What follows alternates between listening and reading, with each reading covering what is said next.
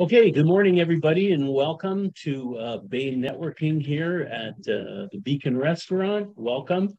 Nice to see you all today, those of you who are here in person, and also those of you who are here online. Today, our featured presenters are Raphael Matusiewicz. He's going to be talking about digital marketing and the umbrella effect, and also Jerry Hogenhout, CPA, unconventional investing advice from an accountant. That will be interesting for sure.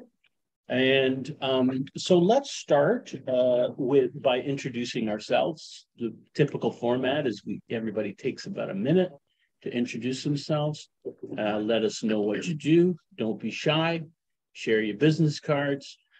Last time, Rob was good enough to put together a list of everybody's contact information, which if you attended the meeting, you will hopefully have received that email so that to make it easier, particularly for those who are online, right? Because those who are online can't collect business cards. So that was helpful. Thank you very much, Rob.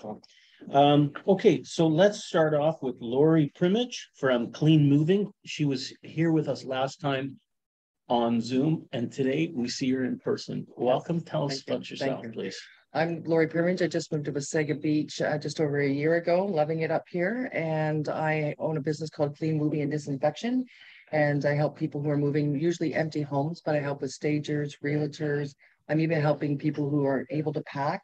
And like the elderly, sometimes it's hard and they have a lot of stuff.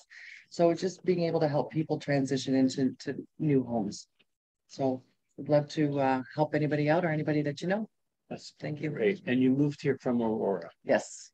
All right. Well, welcome to the business card as well. Do you have That's my card, but I can put my name on that one. I know I don't have it. I've got to get my new business cards printed.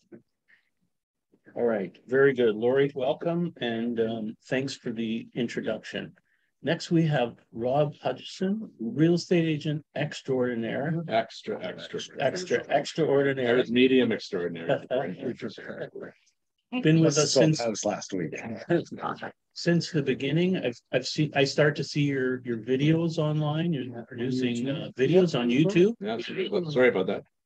Yeah, no, they're very good. And welcome. Tell about yourself. I'm with Century 21 in Studio Realty. I live in Wasaga, familiar with Wasaga. I love the area and love selling it. We have some more videos coming out promoting the local businesses. I actually went to skydiving Wasaga, did a thing there with my son on Father's Day, did a Shaka tour, Free Spirit, we're sponsoring the Free Spirit. Rock in the River event like we did last year, a lot of musical events on the river that day, and it's a great event.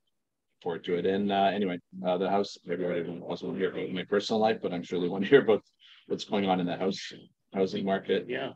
Tomorrow will be interesting when it's like pretty well sure that there's going to be a 0.75% increase in basic, 25 basic, whatever, 0.75% increase. Obviously with the increased mortgage rates, there's a lot of people right now that have the big thing right now is there's people that were pre-approved for mortgages a few months ago that should get pre-approved again. So if anyone's thinking of buying a house, make sure that you're up to date on your approval with your lender. David's one of our local fine lenders, and thank you. Recommend working with him. And however, the overall market, summer is usually a slow time to begin with. Spring is the busiest time of year for sales in real estate, followed by the fall, followed by the summer, and then the winter. So summer, we usually see a bit of a slowdown. The last few years, the spring's been the busiest. There's been a shortage of homes available, like they call it inventory. So we've been at a 30% of a regular inventory for a long time now. That inventory is starting to build up. What we're seeing is people taking their time to buy. Now they can put conditions on offers. For a long time, they couldn't put an inspection condition, a financial condition, things like that. So now we're starting to see that becoming more of a balanced market, which is fine. It works better for me and for most people because they know what they're dealing with and they know what they're getting into. there's a lot of gloom and doom, and especially you're going to hear it all tomorrow because the interest rates are going up. Still, the prices haven't really been affected that much. They've more leveled off. I mean, the highest, the peak time was January and February of this year, but now they've kind of leveled off to a more sustainable level. Are they going to drop? I personally don't think so. The price of housing to build, the materials, the labor, everything's gone up. There's still a huge demand. There's more Canadians, new Canadians coming in, and again, there's still a lower than normal inventory. So the prices, I don't see them going anywhere. And I think once interest rates go up, people will get used to the new interest rates, and then they'll adjust. No, just you. Thanks. No, please go ahead. You can take orders while we're going ahead. So that's okay. kind of, I don't know if that makes sense or. Yeah, no, that's very good overview. Good overview. Yeah, very good overview. Very good. Well, Hutchison, thank you. I just want to add something to what he just said, only because it's on the top of my head right now. When it comes to the subdivisions and things like that, they're regimented by carpenters unions. Carpenters union just had to go into negotiation this past spring because their contract was up. And the carpenters got about 15 to 20% increase. So therefore, but that, you know what, it seems like a lot, but it's not, because over the last few years, they've been getting two. Yeah. So somewhere along the way with the cost of gas and everything else, there has to be a leveling off for the carpenter to make it worth their while. And subdivision to a carpenter isn't all that well anyway. So it's really not that unreasonable, but it will impact. And I know it's over easy brown toast. Still, they're coming down a bit. That's all I need, isn't it? That does help. Doesn't help. Does that give you enough? But you're right. Yeah. Absolutely. Okay, very good. Thanks, Rob. Thanks, Cindy. Next we have Brian Davies, photographer, Rye toast, no, also extraordinaire. Butter on the side. Very talented guy, singer, Bacon voiceover artist. Tell us about yourself, Brian. Good morning, everybody. Morning. I'm Brian Davies, and I'll be mainly local.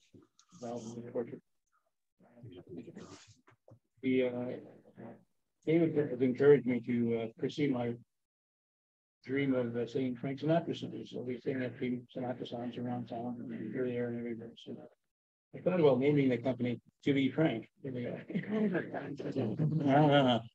good. That's kind of cool. Singing it.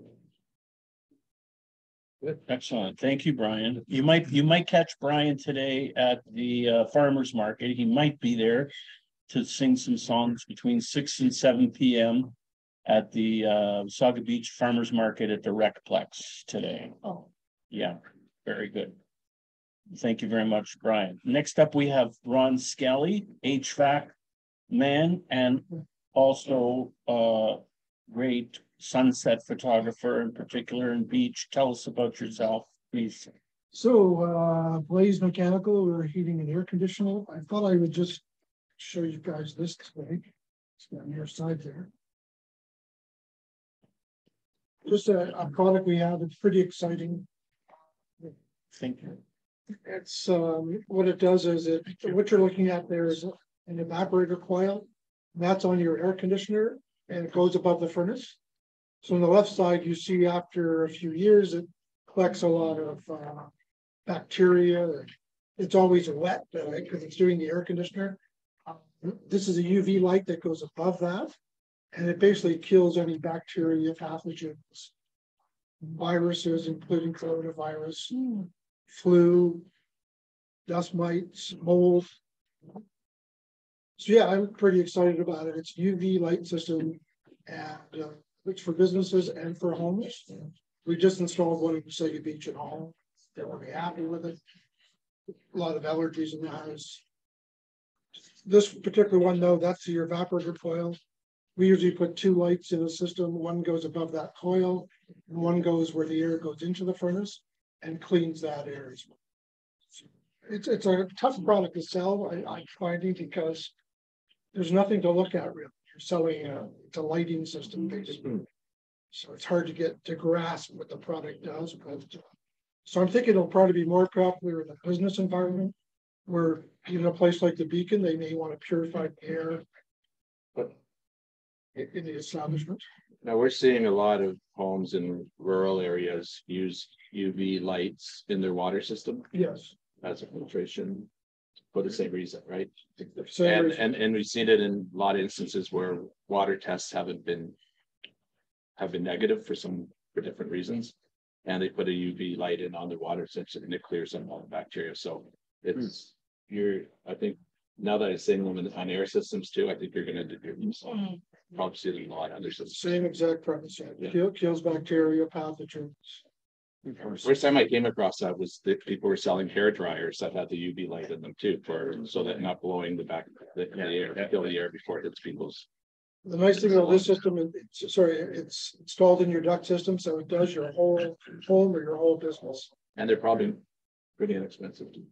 Yeah, it's about under $1,200 for a complete system installed.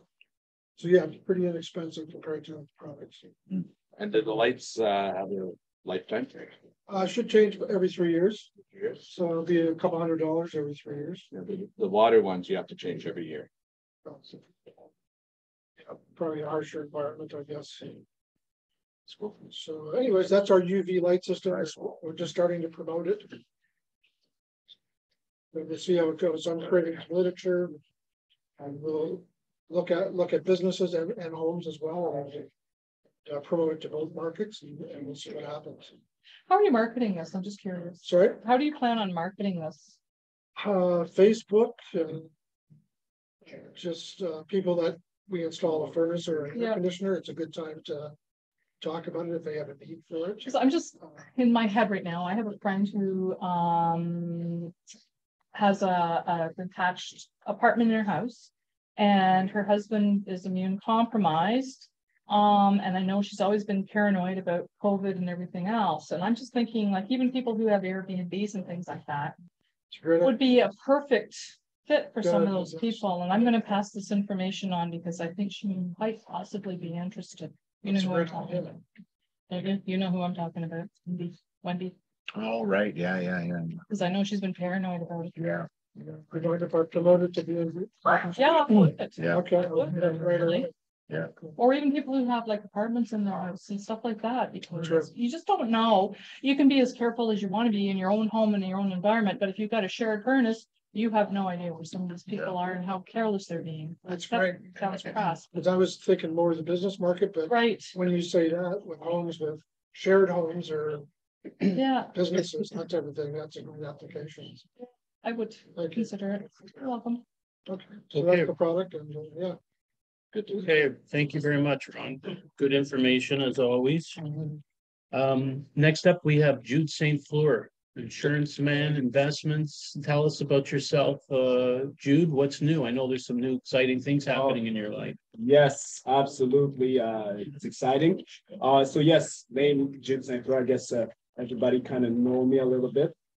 Background is military. So officially yesterday I posted a video on Facebook saying that I'm retiring from the military after 13 years of service to Canada. Moving on onto the financial industry full-time. I've been doing that for the past 3 years as a side business, but now as of recently, I joined and partnered with Jerry Ogenhout right here. I was with a previous firm, and now we made an offer that I couldn't refuse, kind of like the Godfather. So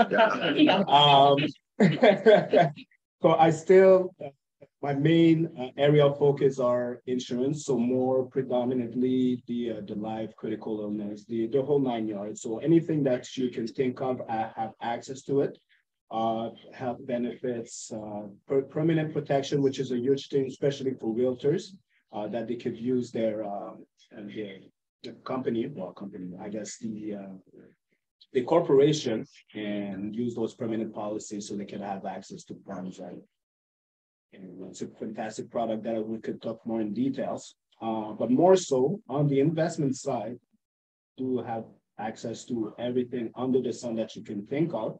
And more so real estate investing as well. So if I don't do it myself, I'm sure I will find somebody that will be able to assist you with that and guide you to the right direction. So when I sit down with someone, I go through the entire entire thing. So there's your asset, liability, your tax implication that could be liable at death, or even during your living. So if you have living benefits that you want to have access to through permanent policy, it will assist you with that. So it's really a 360-degree experience that I offer. So previously I was only able to provide services for one specific area, but now I've broadened my shelf of services so I could give a custom tailored experience to the customer. So feel free to give me a shout.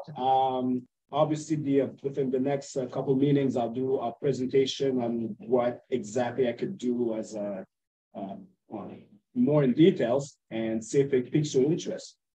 Right. I don't have a business card because I'm right in the middle of rebranding. So yes, more to follow. Thank you. All right, excellent, very good, Jude. Yeah, congratulations on some of this news. And you know, when people ask me, is the business networking meeting is it working? Are people doing business? I know that they are, and I think it's a great testimony when you see two people who met and then actually team up and start working together. That takes things to a whole new level. So that's exciting to see Jerry and Jude in that respect. So that's great news.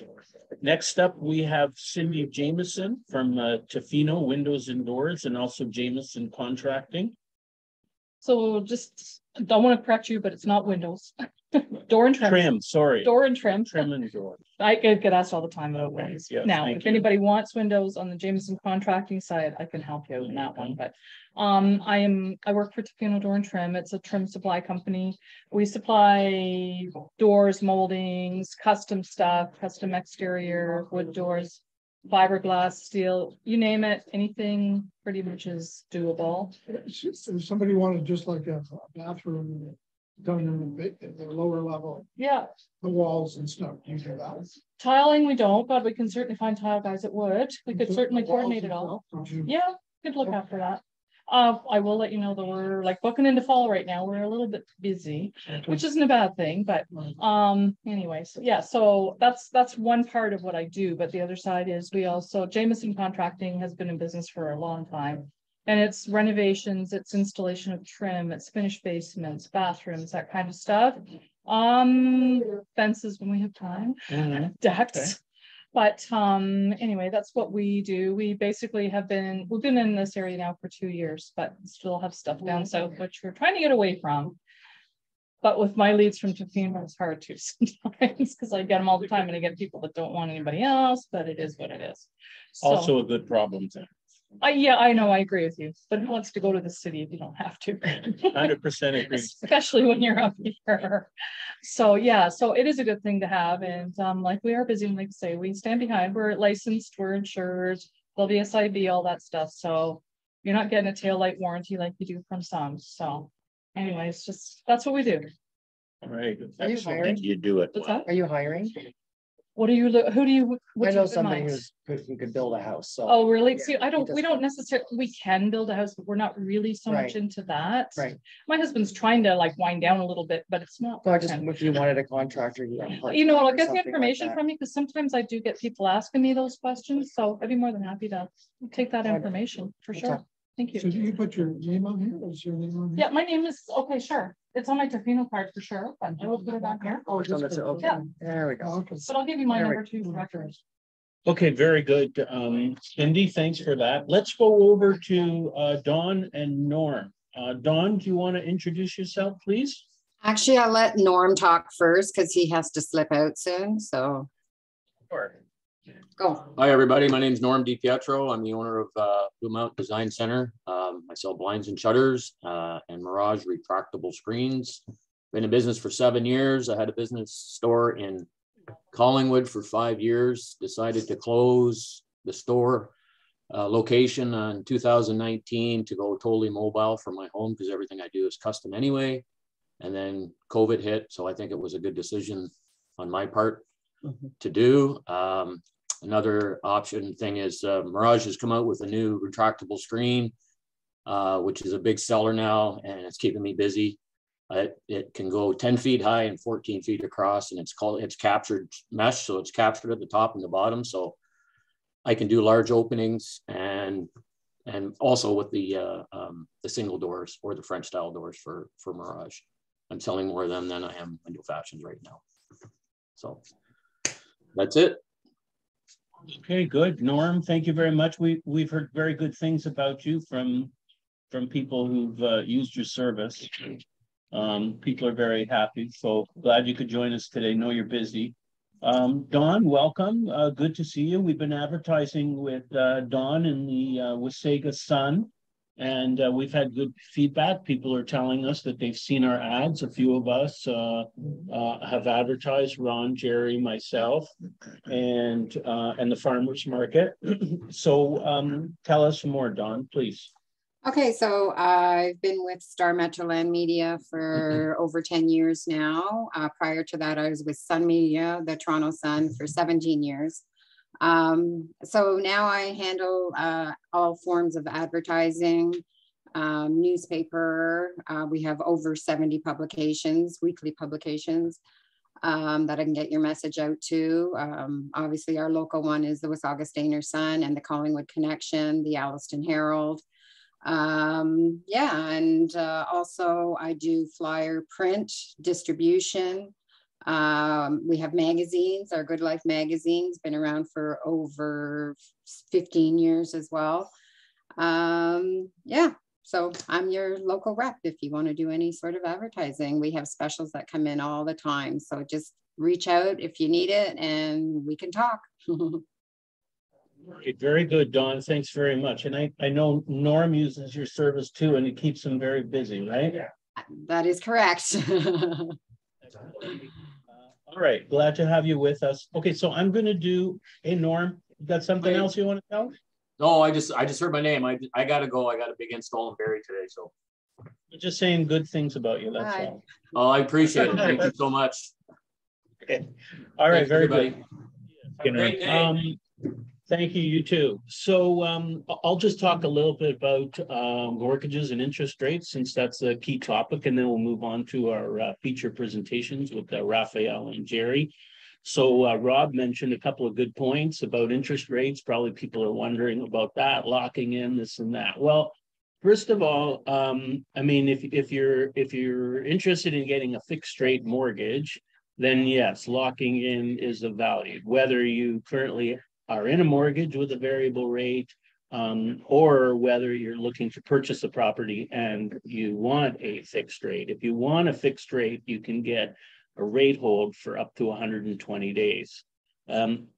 Personally, I don't, if people ask me my opinion, I would say I would not recommend going with a fixed rate, but everybody has to decide what's right for them with regard to their comfort level. There's a fairly big premium you're paying for the privilege of locking into a fixed rate, and 5-year fixed rates right now are over 5%. Variable rates right now are still around 3 or in the low 3s. They will likely go up by 3/4 of a point tomorrow. And so locking in, if you're interested in a variable rate, is not going to do much for you, because no matter what, the rates are going to move. The other benefit of a variable rate mortgage is that if you ever want to get out of it, your penalty is going to be limited to 3 months interest, where I have seen some pretty crazy penalties if you're looking to get out of a fixed rate mortgage. So that's something to consider. The other thing is you can actually have a fixed rate within a variable rate mortgage. So how is that done? Well, with TD Bank, for example, they will set the rate at today's variable rate. And even though the interest rate changes, if it goes up, you have more interest due, but your monthly payment does not change. So yes, more from each month goes towards paying interest. So your amortization gets extended. So it's better to stay on top of it if you can afford to. But if you're somebody who's just worried about cash flow, I would say that 99% of the time you will win out in the long run with a variable rate mortgage. Okay, rates are going up now, but in my view, why pay over 5% and be locked in for 5 years. I think these high rates we're seeing today are, could last 2 years, maybe 3 years, maybe less, and then they will likely come back down again. So, but again, everybody has to do what's comfortable with them. If they see comfort in locking into a fixed rate, even though the rate's a little bit high, and then not having to worry about the rate or the payment changing over the next however many years, that's fine. We're here to serve people, whatever it is that they want to do. Now, something of interest as well is that you will actually qualify for more mortgage with a variable rate, right? Because the rate that's being used is going to be lower in terms of qualifying you. And we all know house prices are still fairly high. So if you're somebody who's trying to get qualified for a higher amount so that you can afford to get into this still relatively expensive market, you will typically get more mileage out of a variable rate for the same amount of income. So that's something else to consider. So that's the story with, the highlights with regard to mortgage rates and such. Contact me if you have more questions about that. So, okay, so let's go over to Raphael. Raphael, are you ready to talk to us about the umbrella effect and digital marketing? I'm going to bring up your I brought some presentations too. Your presentation on the screen. I don't know if I have enough. I made it just in time to Staples, but then I got limited to how many I could print because 2 minutes before 7 when I got there.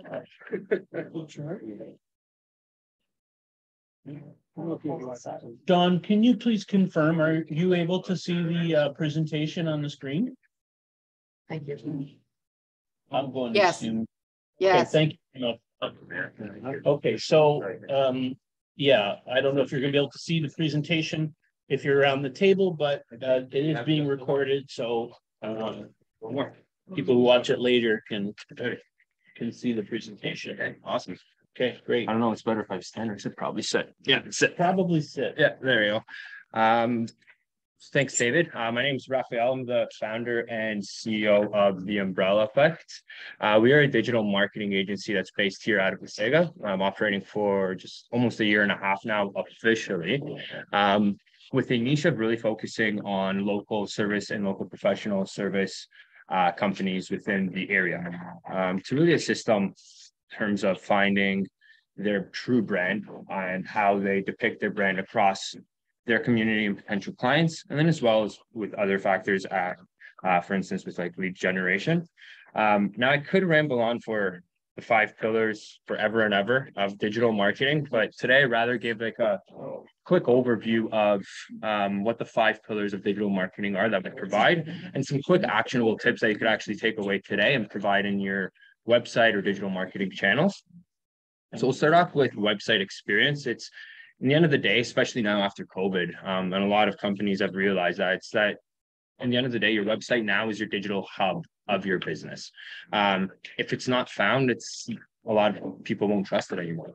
In the end, this is where your customers will ultimately make that decision of either beginning your conversation or making that final purchase. And so it is very important that you have a website that depicts your brand in its custom way and unique way that it is, and also provides that good experience for your potential clients.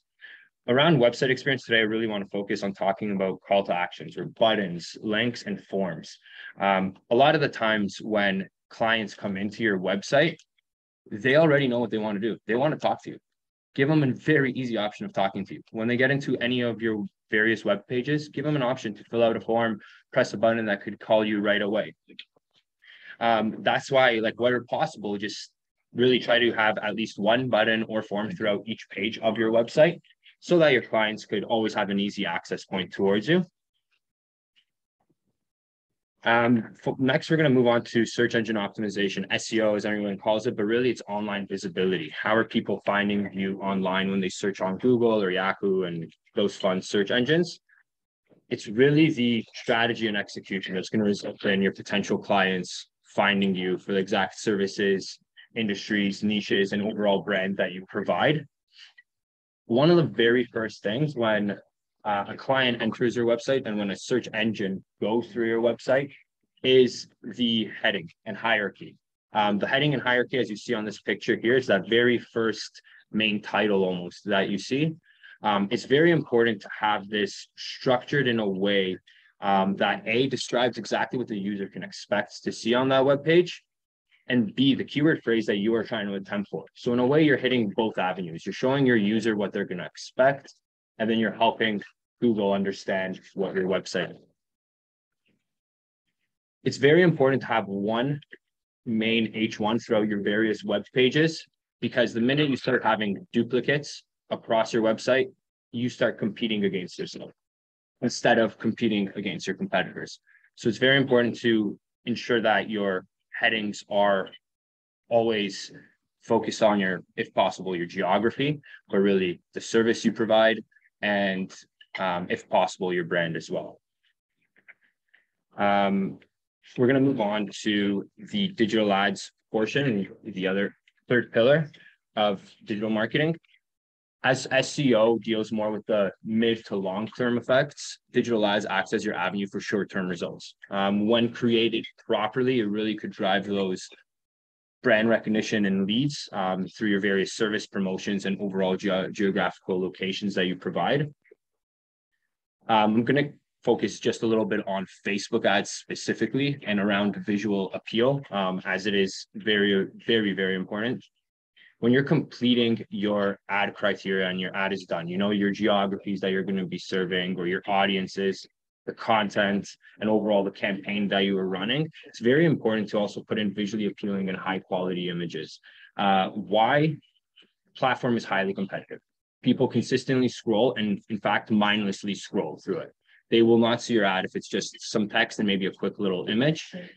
When developing an ad, especially recently where I'm seeing the highest engagement rates and highest completion rates for my clients, is an ad with 1 to 3 images.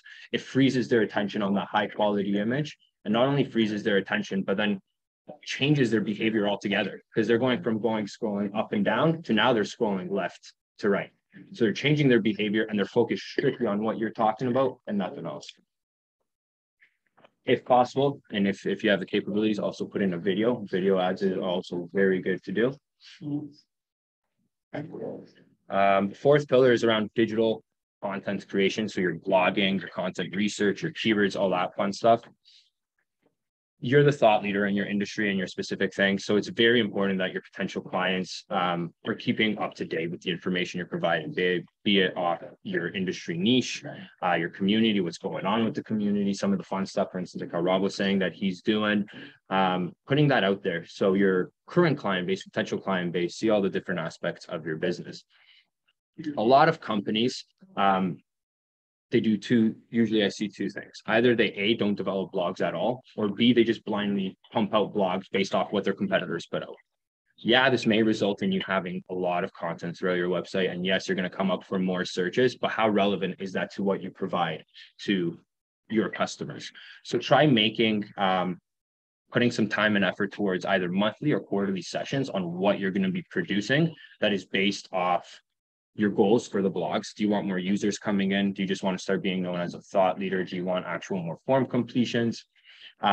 Make sure to do some research on the behaviors too. So for instance, are they actually searching this, right? Like if you could talk about a very granular thing within the mortgage industry, which is definitely beneficial towards people's knowledge, but if people aren't searching it, is there a lot of relevance towards it? Now, if you don't want to pay for an SEO software to do this type of research, there's various ones out there. In this one, I depicted and put in answerthepublic.com. You could put in any topic you want, and it will shoot out exactly what people are searching online.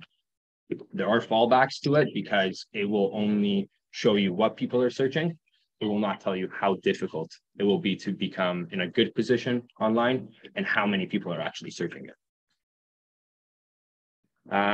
Finally, I'm going to cover a little bit on social media marketing services. Social media has been big since 2007 and is only going to get bigger, and the nature of it changes all the time. There's new ones popping out daily. Some are getting bigger than others, and updates are also occurring on a very regular basis. So really with social media, especially with service industries, I've seen with past clients, and I spent a lot of time with past clients doing this, is around brand unity. What does your business look like on Facebook, Instagram, Google My Business, Twitter, etc.? A lot of the times it's all different. It's all over the place. They're using a different logo, different messaging, different things. So try to really keep that unified. It's exact same business hours, exact same business title, exact same phone number, email, logo. So this way, when a user does come into your various social channels, they know exactly that they're going to be dealing with you and you only, and they could trust and feel confident that they're not going to be dealing with a fake company out there or one of potentially your competitors even, right? And that's about it that I today quickly just wanted to give, like a quick little 5 tips on how to do it. The last page is just really how we work with these 5 pillars to our clients to really drive the 4 main things that we see in terms of service industry goals, which is consistently gaining your qualified leads, developing that brand awareness throughout your individual communities, getting that website visibility, and becoming that thought leader in your industry.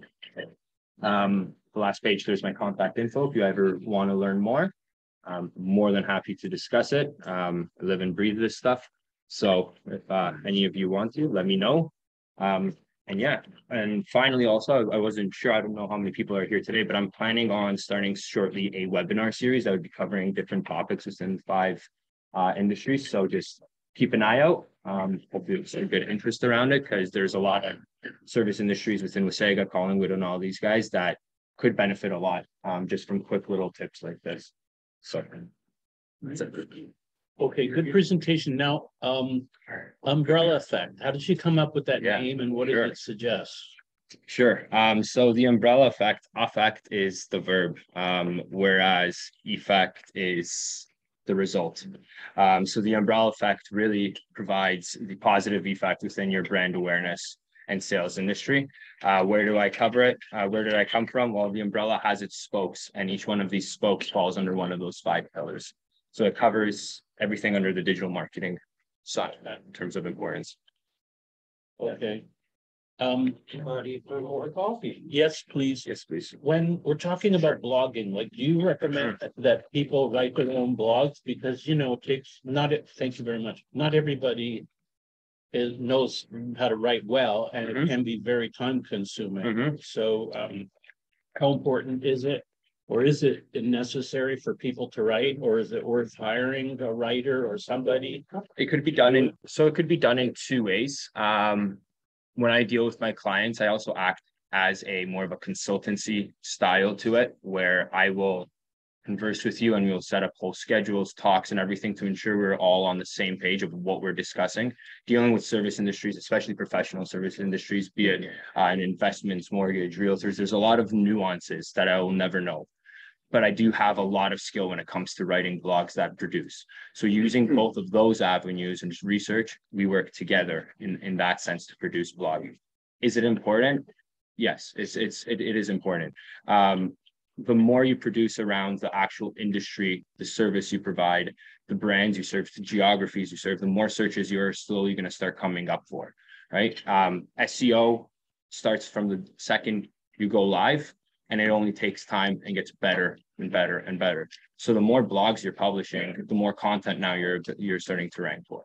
That's why a lot of times you will see companies that have been online the longest are usually very strong, and 2, the ones that have a lot of content within their website are also very strong, because they are ranking for stuff throughout the universe in a sense of what people are searching in their industry. In terms of having time for it, that's a whole different ballgame. I'm victim to it right now. It's unfortunately a very big nuance in the digital marketing industry, is that my clients get all the awesome blogging, but then my blogging is lacking because I'm out of capacity. So I'm in the process of expanding myself right now to get that going for my own industry. My website is also in the process of being completely rebranded and launched. But yeah, there's people out there. We provide it. We keep it very simple too. So a very big thing. At the end of the presentation, you may see it says custom digital marketing simplified. What that really means, and is what I see amongst my competitors and what you will see, is that if you want SEO with a company, they'll be like, sure, but that costs $600 a month and you only get on-page SEO and local SEO. But for $800, we'll put in off-page SEO.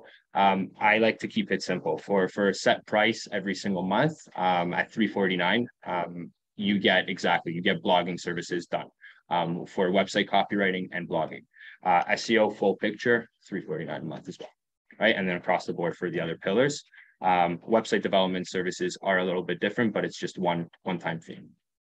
Raphael, where do you publish the blogs? They go throughout the website, and then it also gets shared on social media to then bring people back from social media to read the blogs. And then depending on what the blogs are about, if it's around a specific campaign, then they also get tailored towards an ad. It all becomes very synchronous. So your website does become that digital hub of that know-how of everything. Yeah, my business partner and I have been working with Raphael for the last 2 months developing a new website where he's doing all the work and learned so much through it. And it's kind of hitting all the different things that we want to target with video, pictures, ads, partners, blogs. There's a lot to it. And my partner has zero technical background. I'm still don't have much, but it's been great working with Raphael. It's just phenomenal. Awesome. So thank you, Rob. Super responsive. Thank you. So I have a question. So are you someone that looks at an existing website? Like I know with Rob, you're building a new one, but you look at an existing one and say, Revamp it. Well, or highlight deficiencies, I guess. Yeah. So you don't have to sign up just to get a website developed. If you want to transition to a whole new website, you could do that too. But if you're looking just for SEO services or just ad services or social services, What's search engine optimization. Sorry. Okay, yeah. Still trying to get rid of that lingo. That's okay. Online visibility. There we go. Sorry. Tell me Online visibility services. Yeah, I could do those single-handedly too. So if you're just looking to update your overall content and SEO right across the website, then we could discuss that too. But SEO is it's almost the stock market of the digital marketing agency. Search behavior changes every single day. Google algorithms change now every 2-3 months. It drives me nuts. But so they're all. Well, that was one of the first things you did. We do have an existing website that's supplied through Century 21. Yeah. We want it well grown.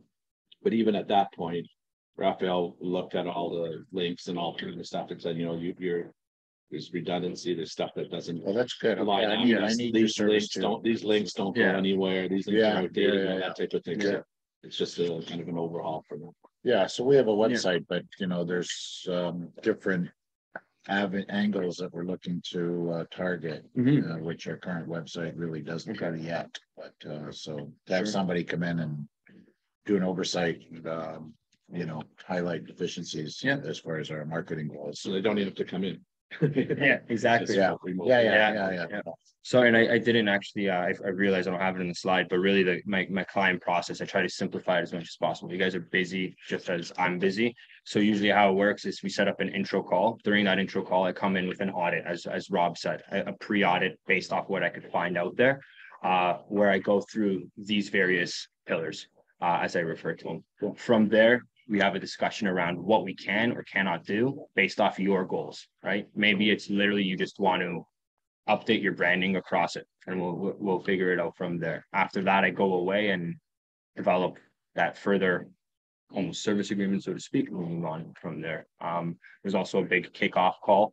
Rob went through it, where I do a full deep dive of your business in terms of all the niches, different avenues that you provide, the target market you want to serve, et cetera, et cetera. So it's very in-depth. It's a very consultative approach compared to a lot of digital marketing agencies that kind of you sign up, they do the very basics and they're out of there. And the next time you reach out to them, they're going to tell you, well, it's going to take me another 4 hours. That's going to quote you at another $200 an hour. And then you're not seeing results. So I hated that about my industry, and was one of the main reasons why I left, because it's not the right way to do it, simply. So cool. All right. Yeah. Very good. Thank you. Thanks, everyone. Kelly Kramer had asked me for your contact information. Sure.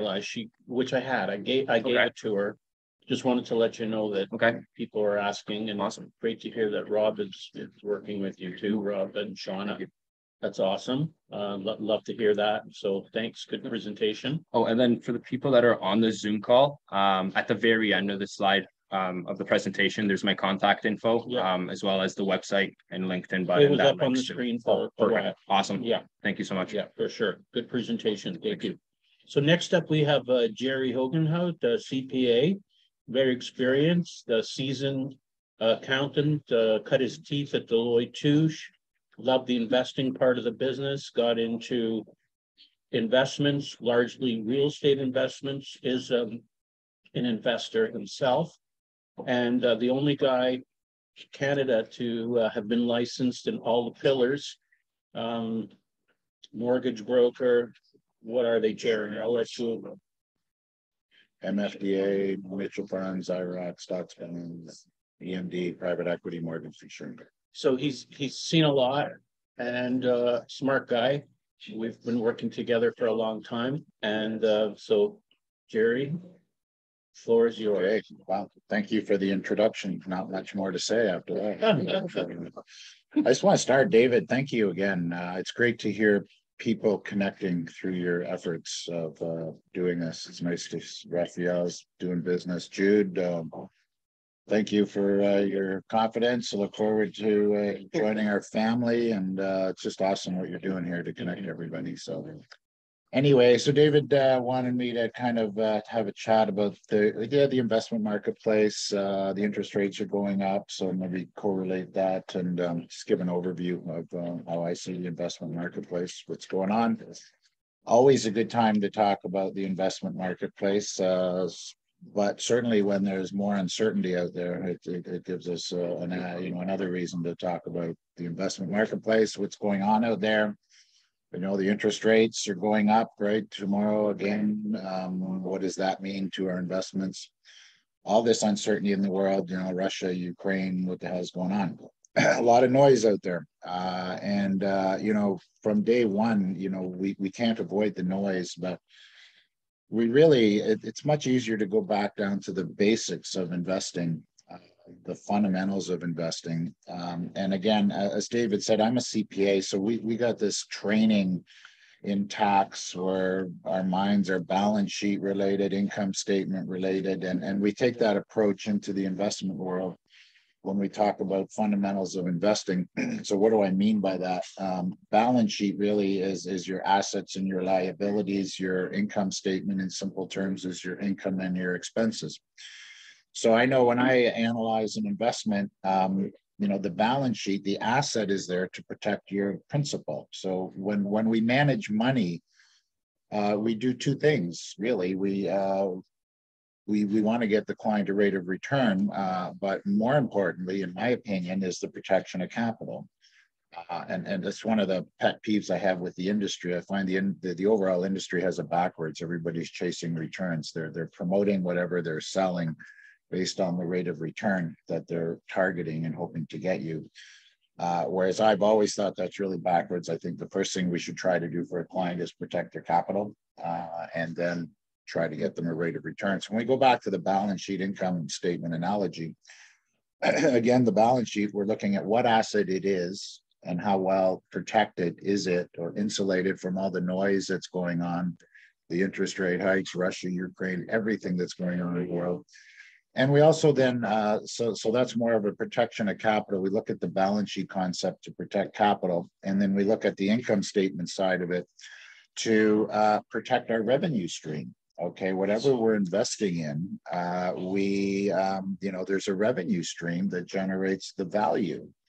And we want to look at that revenue stream and see how well protected that is from everything that's going on in the world. Interest rates are going. We've seen. We go back to when COVID started. Okay, that was changed the world. And what was, we look at cause of effect of COVID. And certainly the first thing they did was start printing money. The printing presses got turned on to mind-boggling levels. Like we've never seen anything like this. And they printed money like crazy. Nobody really seemed to care what happens to our national debt, which is now up to like $1.5 trillion. We knew sooner or later something had to blow up, and it did, and that was, the inflation. And then followed by, well, how do you tackle inflation? Well, we're seeing it. They're just cranking up interest rates until inflation stops. Now, what does all that mean to our investment? And we look at fundamentals of investment. It has lots to do. For example, COVID, when I go back to balance sheet income statement, let's use an example of one that's certainly a bar, a restaurant. Okay, if that's your asset, and prior to COVID, yeah, that seems pretty good. Everybody's going to bars, restaurants, everybody's got to eat. And then COVID happens, and what happens to my revenue stream then? It's gone. The government forces these places to close down.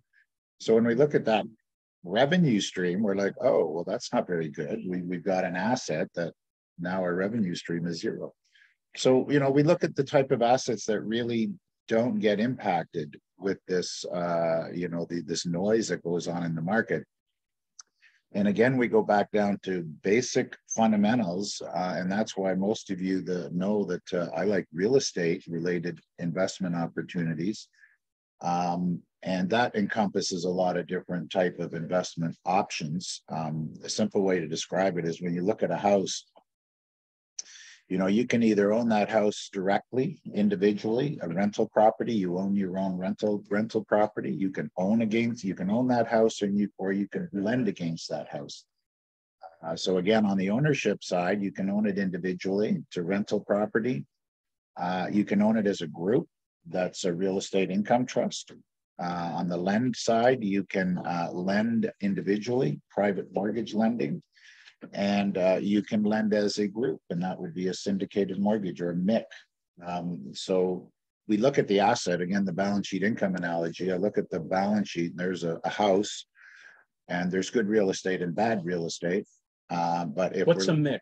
What's a MIC? You're asking me what a MIC is. Okay. Well, no, I'm not joking. Okay. A MIC is a mortgage investment corp.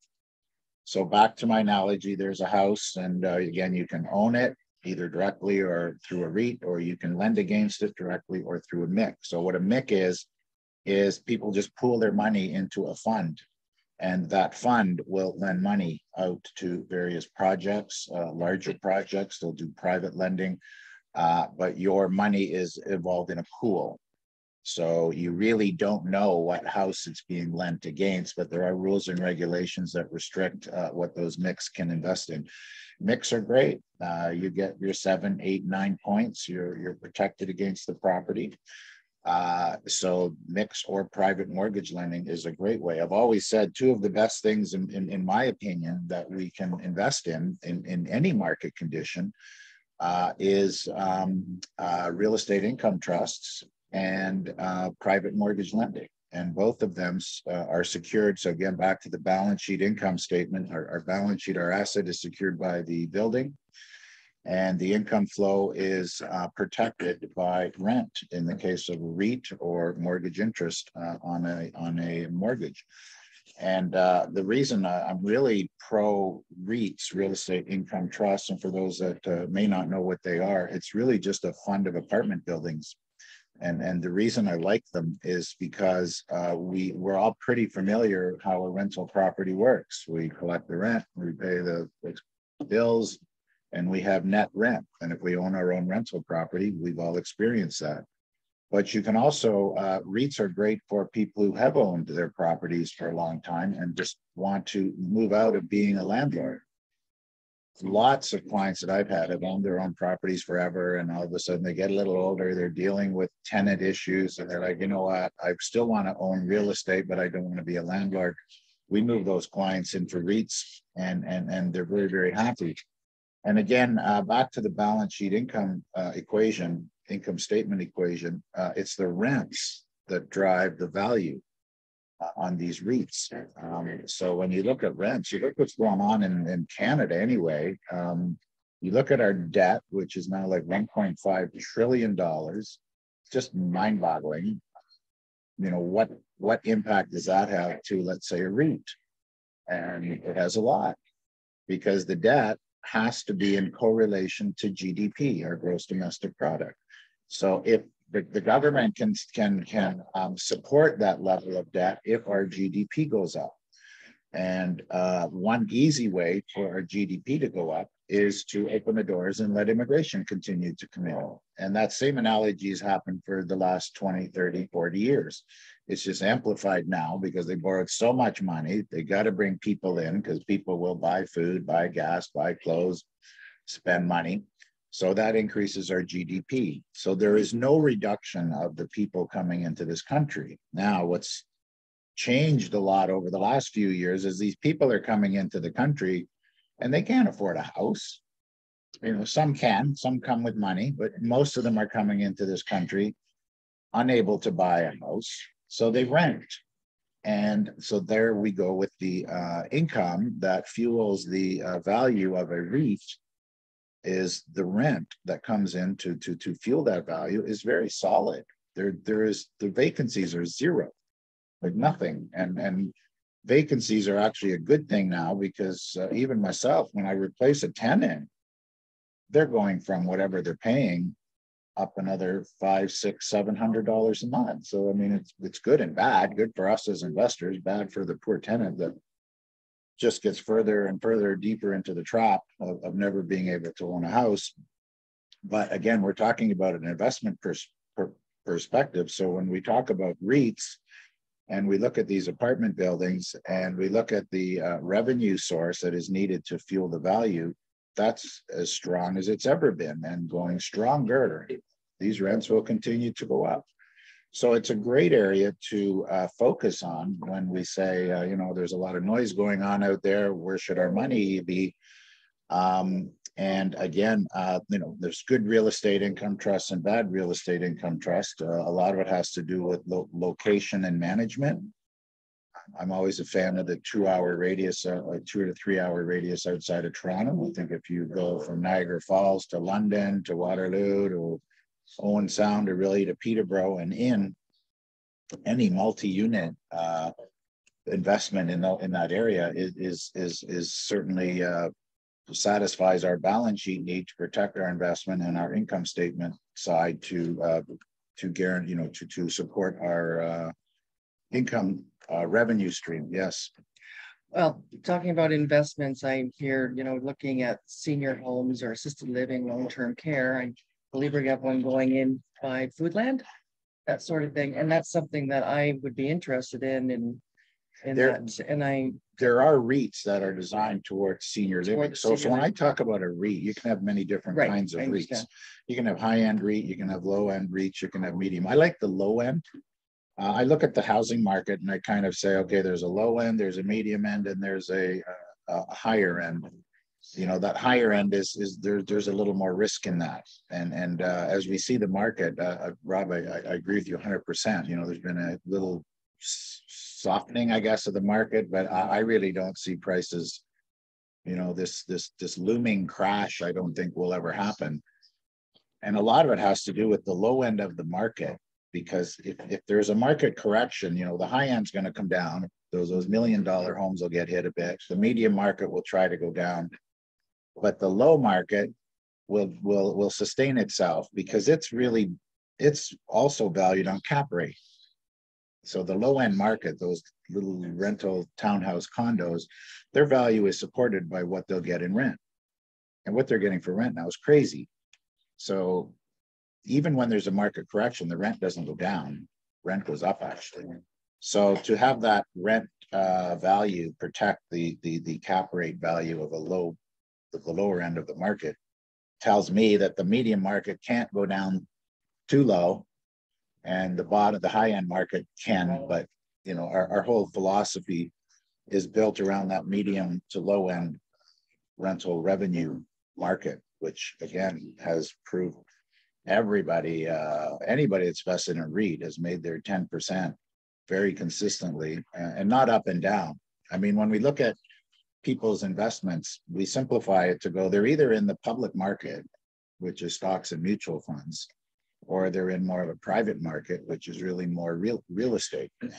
The public market, in my opinion, has very little protection for your capital.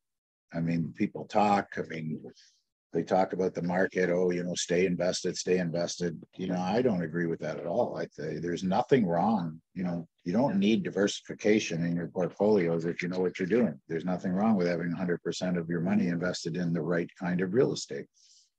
And the stock market, in my opinion, is it's not protecting your capital well enough. That's a big problem. I go back to my days. I don't know how much time I got. Can I keep going Okay. So I here? just want to say one thing. So first of all, Ron might also have a question. I think I saw, but the other thing is it's 10:30. So if you need to go, okay, fine. But if you're interested in continuing the conversation, then by all means. I just got a little maybe. Sure. And yeah, Brian's going to take some photos, so maybe let him do that before you run off. Ron, did you have a question?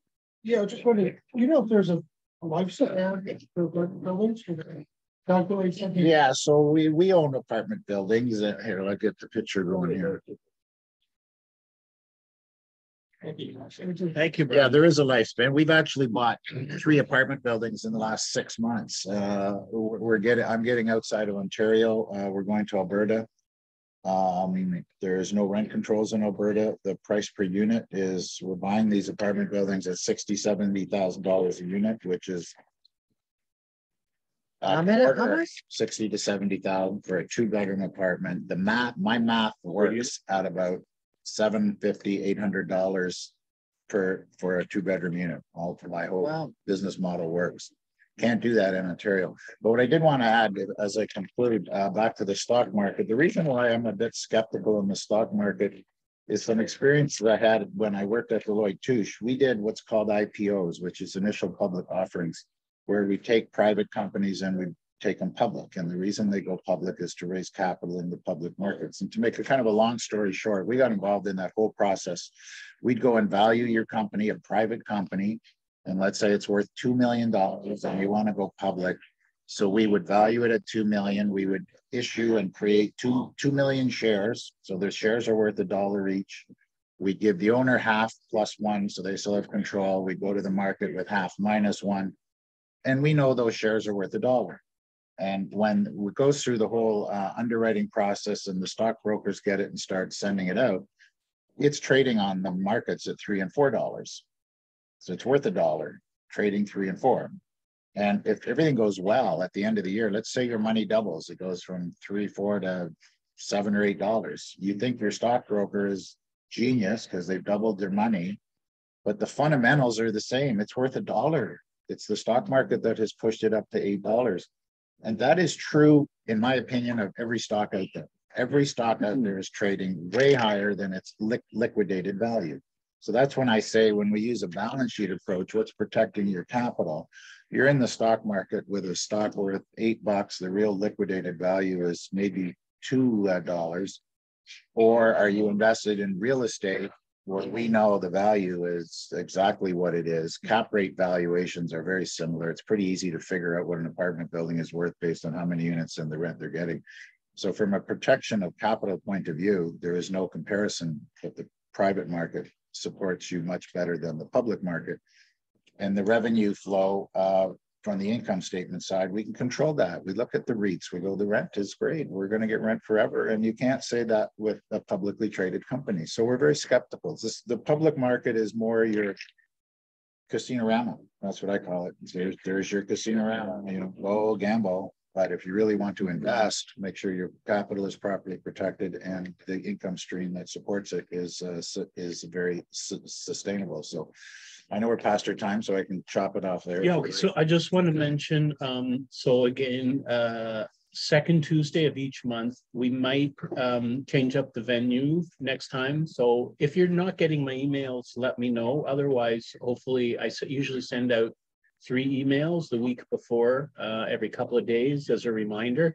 If you're not getting my emails, please let me know.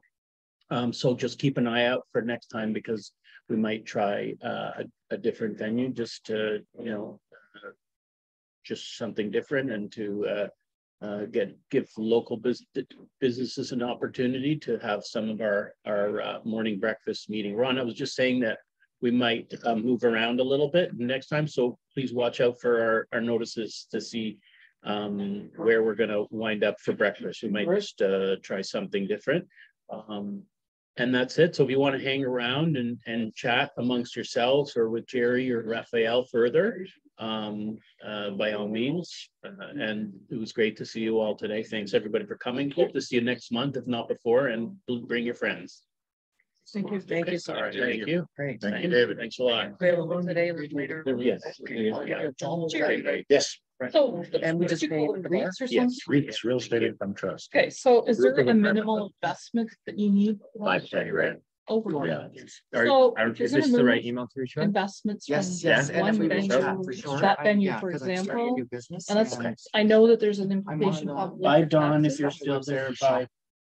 There might be. and it's Yeah.